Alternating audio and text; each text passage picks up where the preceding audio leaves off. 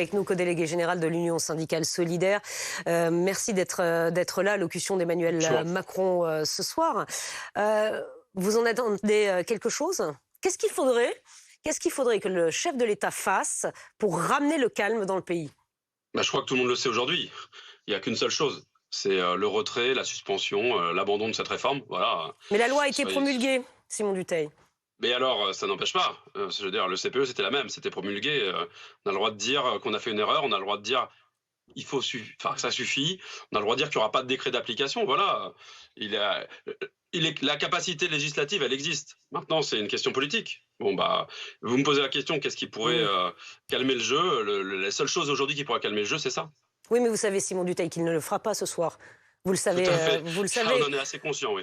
Ouais, vous en êtes assez conscient. Est-ce que vous continuez la mobilisation et sous quelle forme? Quelle forme la contestation peut-elle prendre maintenant? Vous allez voir, dès ce soir, nous on soutient au niveau de Solidaire. Il y aura des concerts de casseroles aux fenêtres. Il y aura aussi des rendez-vous devant les mairies. Voilà, c'est spontané, ça se développe depuis 2 jours. Mais on pense que c'est une bonne idée de continuer à faire du bruit et à montrer les choses. Aujourd'hui, il y a plusieurs ministres qui se déplacent et vous allez voir qu'il y a eu des comités d'accueil et il continuera d'y en avoir. Donc la mobilisation, elle continue. Jeudi, dans le rail, il y a une grève unitaire, appelée notamment par Sudrail, mais aussi par la CFDT, la CGT et l'UNSA. Donc voilà, il se passe des choses. Et puis évidemment, on continue tous les jours à parler avec les travailleuses et les travailleurs, à distribuer des tracts, et on va construire un énorme 1er mai, un raz-de-marée sur le 1er mai.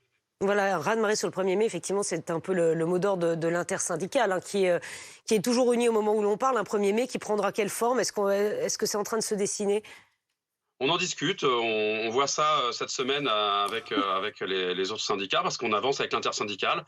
On continue de se parler très très bien et de décider les choses ensemble. Donc voilà, le 1er mai, c'est la journée internationale de lutte des travailleuses et des travailleurs. Elle va avoir une résonance toute particulière cette année, d'une part par l'unité et d'autre part parce qu'on ne tourne pas la page. On voit bien que l'exécutif, le président en particulier, essaye depuis plus d'1 mois de nous dire qu'on passera à autre chose, qu'il y aura d'autres sujets. Mais non, on ne tournera pas la page. Voilà.